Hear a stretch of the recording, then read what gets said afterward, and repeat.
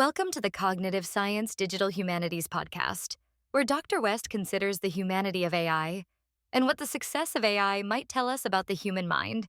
In this episode, Dr. West explains how humans are the same as and different from large language models, using Alan Newell's concept of the knowledge level.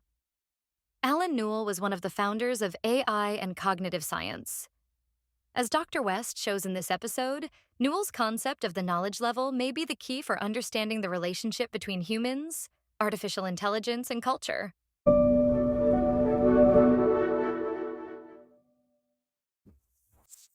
Okay, so the first concept I want to bring in here is Newell's idea of the knowledge level. It's a really tricky concept that people have really struggled with, because people understand the neural level. It's all the squishy stuff. And people somewhat understand the cognitive level. The cognitive level is the functions that are done by that squishy stuff. So we can describe what that squishy stuff does using mathematics or models. So for example, the holographic system, which I've already discussed, is one way to model actual neurons. Neurons do behave that way. You can get holographic structures out of neurons. You can also get something like a feed-forward neural network out of neurons. Backpropagation is a little bit tricky, that part, but essentially the feed-forward part, no problem. Neurons definitely do that. So you've got this sort of functionality going on. That's what we call the cognitive level. Now, Newell proposed this thing called the knowledge level. And first of all, I want to change the language around this because a lot of people misinterpreted what he said. So first of all, he means that these things are real ontological levels. So he means that. But what does he mean by that? He means that they're emergent properties, they are systems levels, and that doesn't mean they're detached from the level below. It means that they can be described according to their own language, according to their own emergent properties that we can understand, okay? So also, very important, it's not a hierarchy of levels where the knowledge level sits on top and directs the cognitive level, which directs the neural level, or that the neural level, it doesn't that sort of pyramid shape. The neural level makes the cognitive level, which makes the knowledge level. No, it's something that we can do. So we can get in the mode of knowledge level, okay? It's an activity that we can do. And when we're in that mode, we can describe things at a level where we don't need to know how the cognitive part or the neural part is operating. Now, an obvious example of this is when we explain to each other what we're doing in words. So if you look at when somebody says, well, what are you doing there? You say, well, I'm trying to get that cookie. And they're like, why? And they go, well, because I'm really hungry. I want that cookie. Okay, but how are you going to get it? Well, I'm going to use this stick and knock over. You can explain it in words, and that's knowledge. Okay, so the knowledge level is about that. It's saying there's this level that, now those words are underpinned by cognitive functions that tell us what word to use for a cookie. Like I see a cookie and then the cognitive function, which is built out of neurons, gives me the word cookie. Okay, now the trick of the knowledge level is though, I can say the word cookie and then it goes in your head. Okay, so the knowledge level is this level at which we're dealing with knowledge to explain things. I could use rationality, I could use reason, I could use logic and explain things to you using these concepts. And none of those would be cognitive functions, okay? Cognitive functions are more like, well, they're definitely about learning. They're learning what goes with what, so they're about like associative learning. And they're also about reinforcement learning, what leads to reward, and so on. Now, so Newell talked about the knowledge level as being a level at which he used this idea of problem space. This was actually Newell and Simon. It's very important. It's the first AI ever built. And they talked about searching in a problem space to solve a problem. So you're trying to find the next best move Okay, you're trying to predict what move will be best. Now, interestingly, in a problem space and in models such as ACT-R or SOAR, you don't have to keep track of what the goal is. You don't even have to know what the goal is. The point in the problem space is to do the next best move. So you're in a space, this is the way they consider it. You're in a space of something, some sort of situation. Well, I have a whole podcast on this, so I won't go into it much. But you're in a space and you have several options for things you could do. And you want to choose the best one. And then once you're there, you want to choose the best one, and so on and so on. There is nothing that says you have to know what the goal is that you're headed towards. That's something that somebody else might infer or you might infer, but it doesn't make any difference for the path you'll take. You only have to know where to go next. Now, this should sound familiar because that's exactly what these large language models do. They say, hey, what word comes next? What word comes next? What word comes next? And the difference between these two systems, really, if you pull back, is that the Newell and Simon system is predicting what action comes next. What action comes next? And they also have sort of, it gets more complicated. They have sort of a hierarchy where you learn certain sets of actions, then you can use those next and so on. But it is what action comes next. Or if you're thinking about it in your head and you're planning, you're thinking, oh, what if I do this action next? And you think, oh, this will happen. What if I do this action next? This will happen. Okay, so they're very, very, very similar. And in well-practiced, like if you're an expert, it's widely regarded that you just kind of know very quickly what action to do next, because experts do things very fast. So if you look at an expert barista at a coffee shop, they do this. They don't stop and think about it. They just do all those things. What's next? What's next? What's next? What's next? This sounds familiar. So I want to take the concept of, now a lot of people strongly associate the knowledge level just with Newell and Simon saying it's for actions, it's for this or that. But if you look at what Newell wrote about it, he meant it to be anything that is driven by knowledge. Okay? So where you could say, and he conceived of knowledge as choice. So when I'm in a situation moving through a problem space, I see I could go left or right. So I have a choice. Now I can choose left or choose right. That's a choice. Okay? So Newell was thinking about choice. But in the large language model, we think about just what word is next. So your choice is amongst all the words you know. And then you're going to choose a word. You're not going to choose an on word, you're going to choose a word. Okay? So it's still the same thing, it's choice. It's a different sort of choice in that you have a lot of choices. But, then it quickly gets narrowed down because of all the constraints that are coming to play in it. So this is the idea.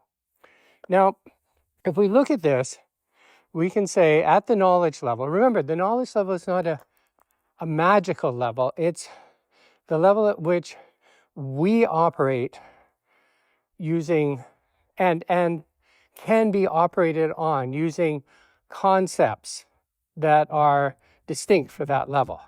And the concept that we're talking about here is prediction. Okay, now we know, and this fits very well with the predictive brain idea and the free energy principle and the, what was the other one?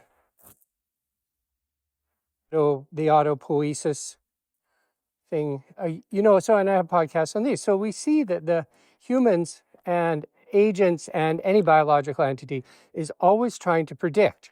But prediction is a high-level concept, right? I'm talking to you about it. I'm saying prediction. You understand what prediction means, okay?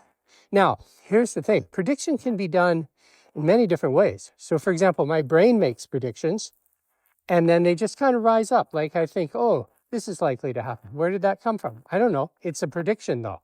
At the level of the knowledge level, it's a prediction. That's all I need to know. My brain predicts this.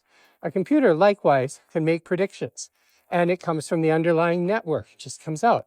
That's a prediction. Does it know? Can it explain where it came from? No. Okay.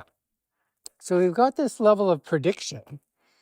And now we can look at it and we can go, So at the knowledge level, there's concepts like I could say I want to do something, I want to get somewhere or achieve something.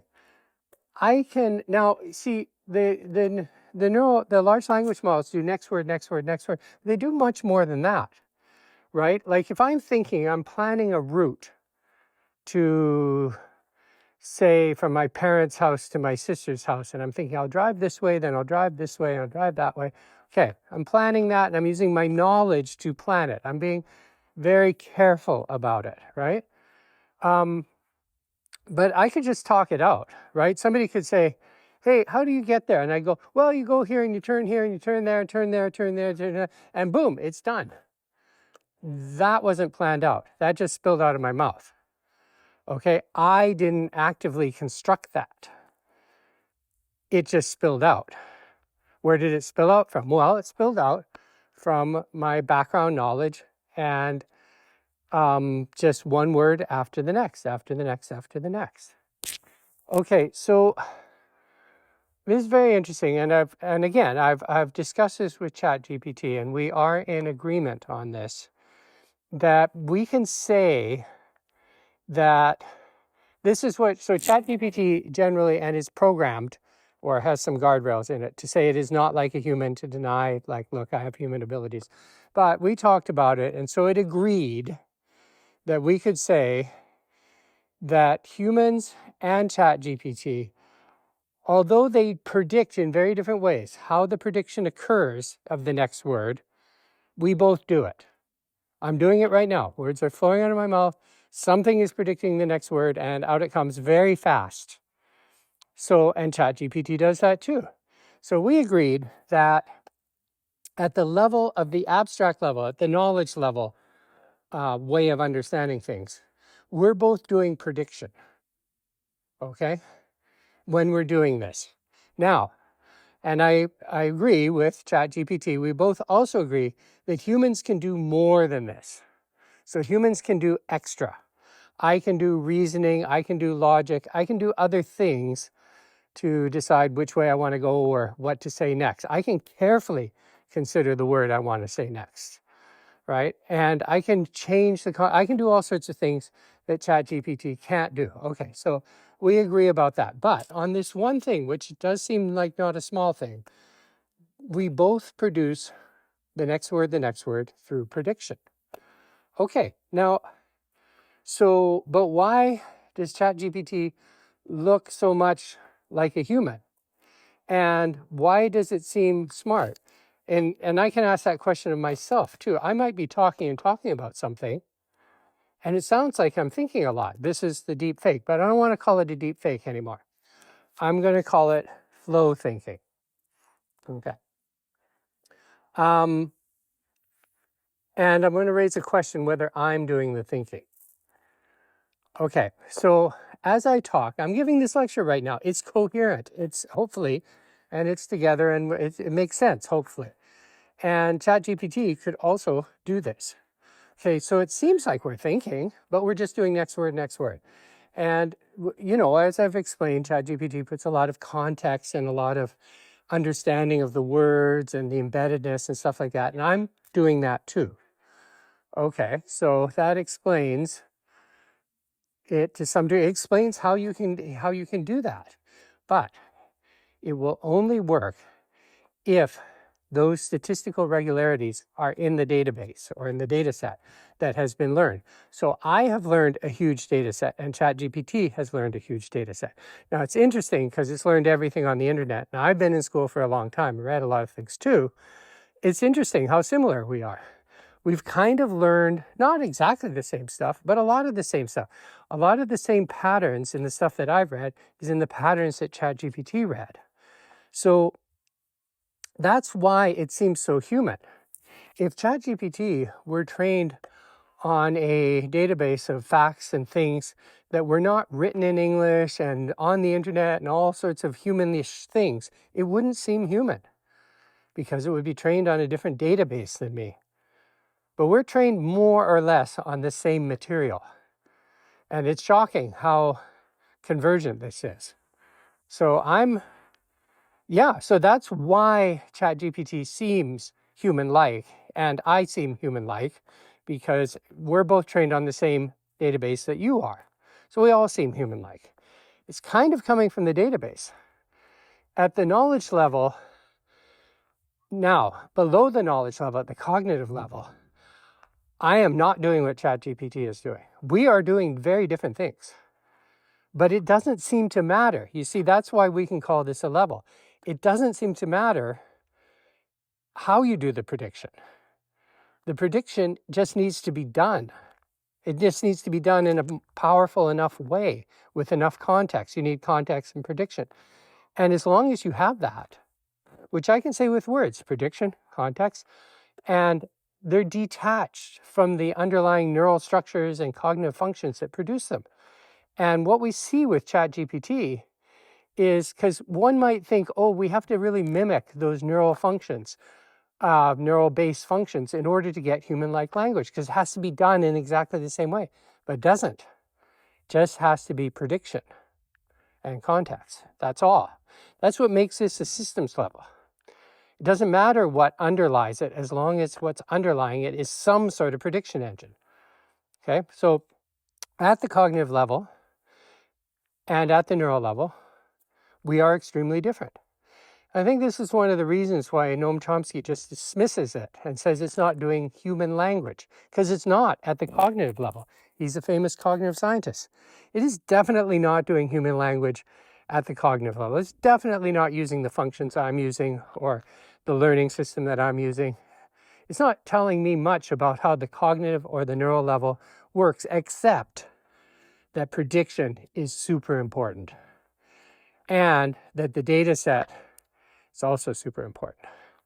So now, what's going on here? Okay, where are the thoughts coming from? It seems like logic. It seems like, okay, right now I'm talking, I'm talking pretty fast. I'll speed up my talking. There we go, pretty fast. And I'm still, well, now it's getting, too fast. But I'm not thinking. So where are the thoughts coming from? I'm giving you thoughts. Where are they coming from? ChatGPT is not thinking in the sense of, it's not doing rational weighing things, comparing things, calculating things. I'm not doing that right now. So if you remember, I said that you can think of ChatGPT as having access to a gigantic, super high dimensional space or terrain that, and I said you just, each time it chooses a word, it's like, oh, here's an address, or sorry, you get the context and that's your address, and then you go there, and I said, just pour a cup of water, watch where it flows, that's the next word. Okay, but that next word's pretty intelligent. So where's the intelligence coming from? It's coming from the landscape. It's embedded, it is implicit or latent in the data set. Okay? So now I can think, and I don't have to rely completely on this. I can go offline, which I did a bit before doing this talk, and think about what I'm going to say first. And think about who's to talk for and things like that. So I can do more. I can do things that are more deliberate. But as I'm speaking, I'm doing what ChatGPT is doing, I think. I'm just predicting the next word, and the intelligence is coming from the database, the learn database. So in me, it's everything I've learned. So in a way, it is coming from things that I've learned in the past, things that I've put together. So I may have thought about these things carefully before, but once having thought about them, they're in my database. I don't have to think about them. I can just spew them out.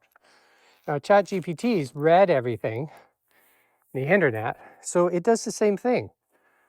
And so what we can think of is that ideas, or the flow of ideas, are kind of like rivers or valleys in this large space. It's the space that's controlling it. Okay, now that space is in me. I've learned it. And some of the things I've learned have come from my own thoughts. ChatGPT has had no thoughts. It has simply absorbed all of it from the internet. But what's really scary is how good it is.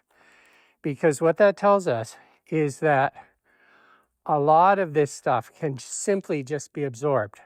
So people, and ChatGPT and I both agree on this, that people may sound like they're really intelligent and they have a lot of thoughts on things, when in reality, all they've done is absorbed all this stuff from the database and found the statistical regularities, and now they're spewing them back out. Okay? This is very interesting, because what this does is it means that, well, it's very important for thinking about culture, because it means that we as humans, it's an interesting question, how much we rely on this. You know, I think we all know some people who, at least I know some people who I'm thinking now are relying on this a lot, maybe most of their life. You know, we all know people who just get through, they talk well and they do things, but you're sort of like, there's something where they don't like to engage in logical discussion or rational. It's hard to say, but you can think of like I'm sure you can think of some examples.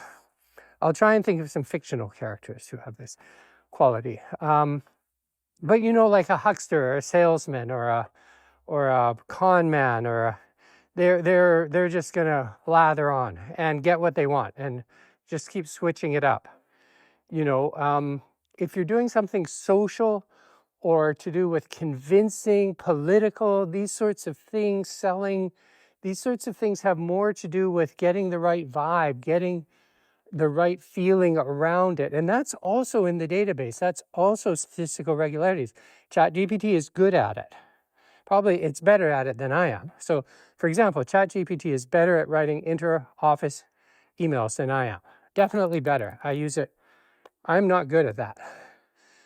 So there are these forms where if I let ChatGPT write my email, I'm more likely to get what I want. It's better at convincing people in, say, a large institution that I deserve what I want and I'm not a troublemaker. So it's better than me at doing that. It's amazing. Okay, so we'll call this flow thinking, or cultural flow thinking maybe, because it's coming from the database. The thoughts are already there. They're implicit or latent in the data. And the prediction engine is pulling them out, finding them.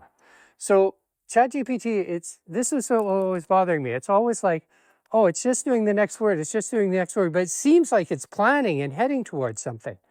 Well, it is. But it's not, it's only doing the next word. But in its database, that route, that path, or that gully, or that stream is there. And once it gets onto it, so you can think of like the thing with the water, if you pour it, and then there's sort of a ditch or a stream or something, that water is going to keep going along that course. Like, it's going to be really obvious. It's going to keep going and going. This is, I think, very important because of it implies that humans' intelligence may rely quite a bit on this. It's disturbing. If you look at Ed Hutchins is a famous researcher who invented the idea of distributed cognition. And he was talking once, I was at a thing where he was there, and he's just saying, like, humans are just slightly smarter chimpanzees, but we have culture. And he meant it. And I was like, no, we make everything, we think it through. And now I'm like, nah, he's got a point. Like, a lot of this knowledge is built up over a very long time, and we're pretty dumb without it. So, yeah, it's an interesting question, and I think it's very important for the humanities because, well, one, it says that these things, that we really need to pay attention to them. And it says, like, people are like, well, why study English literature or French literature or any literature? Well, it's going to reinforce these rivers and gullies and things. It doesn't have to be true to reinforce these things, right? It could make you a lot smarter in terms of this sort of cultural flow thinking. if you've studied more things. We can think about the role of religion in society, that by teaching people all of these stories and things, it's like you imagine ancient Greece. Ancient Greeks were united by their stories about the gods. They told them over and over and over again. That's going to create rivers and gullies and pathways in their system. So that, somebody starts to do something wrong, they're going to be like, is Zeus watching? And then somebody go, Zeus, he's so crazy, I don't know what he's doing. They go, yeah, but if he's watching, he's definitely going to punish me, right? So we see that, and Chat GPT can, like, AIs can be trained this way too. That's a very interesting thing. That one way to control AIs or to get a handle on them or to give them morals or ethics is to actually give them a lot of stories. Because they don't care if the stories are true or not. It doesn't matter if the story is true or not. It'll still make the path. It'll still move all the stuff around. Okay? So this tells us that the humanities may be much more important than people in AI or neuroscience or cognitive science sometimes think. May be way more important for understanding what it means to be human. Okay, so that's important. But also what it tells us is that this is not the typical way of understanding things in the humanities. If this is the case, then we really have to think about the knowledge level and this prediction factor, and that this is a major driving force in culture, right? Like another one that it just pops right up right away is systemic bias, right? So that confuses people but here it's actually really easy to understand. If I have an actual bias, like if I have what we'll call a thinking bias, then I'll think, I believe this about this group of people. Therefore, because I believe this, I think I should do this. Okay, and say it's biased. But if it's systemic, it's going to be really invisible. It's just going to be very, very much just innocent decisions that you make are going to be tipped a certain way, a certain way, a certain way, right? And they've already found that a lot of large language models have systemic bias in them. They don't mean to, but they do. So, like, for example, I used ChatGPT to write I asked it to write some detective stories, and I asked it to write about Sherlock Holmes. And it generated several stories which were very so-so. Sherlock Holmes did this. Sherlock Holmes, great detective. Sherlock Holmes, this and this. So then I asked it, okay, just out of curiosity, I said, write a story about the detective Shaft, who is a black detective. And it started out with Shaft in prison for drug dealing, which makes no sense because that's just not. And then I asked it again and it got it more right and so on and so on. But that, it just, you can see how that might get in there if you have lots and lots and lots of examples in a certain direction. So, yeah, and again, ChatGPT, now this is something that I can do. I can rationally know what's a story and what's not. So I know there are no werewolves. ChatGPT does not know there are no werewolves.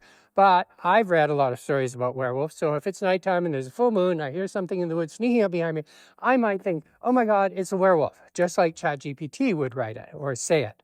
Or if it were an agent, it would think it. But I can override it. I can go like, yeah, but there's no such thing as werewolves. Can ChatGPT do that? Yeah, probably a little bit. But it would, yes, in the flow, because in the flow, people have written about this, but people have also written about the notion that these are stories and not stories. So that would be included in the flow. It's very interesting. Anyway, yeah, so basically what I'm saying is that humans and ChatGPT at a certain level of understanding are doing exactly the same thing when words flow out our mouth. We are doing prediction, and we are using a very large database, and it's in ChatGPT. And there's a lot of shared properties of these databases because they're drawn from pretty much very similar sources. So we're very similar. So ChatGPT looks smart to me, right? Because I use the same database. The database has latent capabilities. Now here's the most interesting one, is how smart can this database be? How smart is this system? How well can it think? And can it actually, anyway, that's a topic which I will come back to. This is sort of, for now, let's just say AIs and humans are the ones who are doing the thinking, but the database is got intelligence built into it. It's sort of like a weird landscape of intelligence. It's arranged intelligently. All I have to do is tumble down a hill, spit out the words, and it's intelligent. It's amazing. Okay, thank you.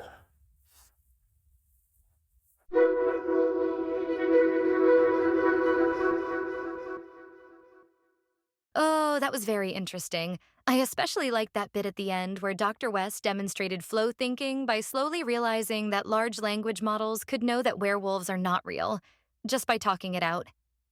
I wonder, did he plan that? I'll have to ask him. Anyway, have a wonderful day, and we'll see you in the next episode.